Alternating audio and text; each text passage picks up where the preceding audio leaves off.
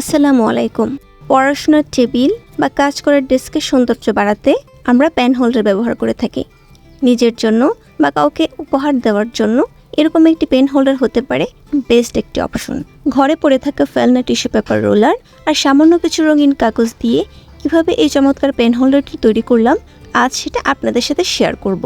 এর জন্য প্রথমেই আমার প্রয়োজন একটি টিস্যু পেপার, রোলার এবং কিছু রঙিন কাগজ। রঙিন কাগজগুলো রোলারের মাপ মতো কেটে নিব।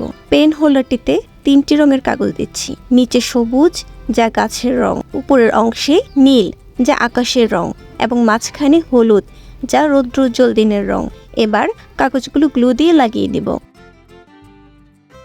দুই পাশের বাকি কাগজগুলোর মাঝে উপরের দিকের কাগজটি ভেতরে লাগিয়ে দিব। নিচের অংশটি বন্ধ করে দেওয়ার জন্য একটি শক্ত কাগজ গোল করে কেটে নিব।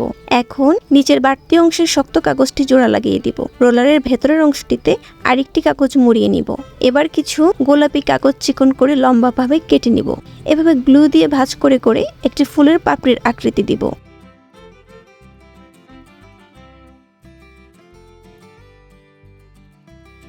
এরকম আরো কতগুলো পাপড়ি তৈরি করে নিলাম। পাপড়িগুলো পেন হোল্ডারে ফুলের আকৃতি দিয়ে লাগিয়ে দিব।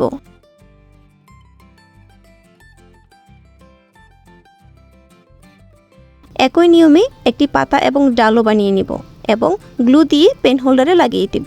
এই তো তৈরি হয়ে গেল চমৎকার একটি পেন হোল্ডার। কেমন লাগলো ভিডিওটি কমেন্ট করে জানাবেন। ধন্যবাদ।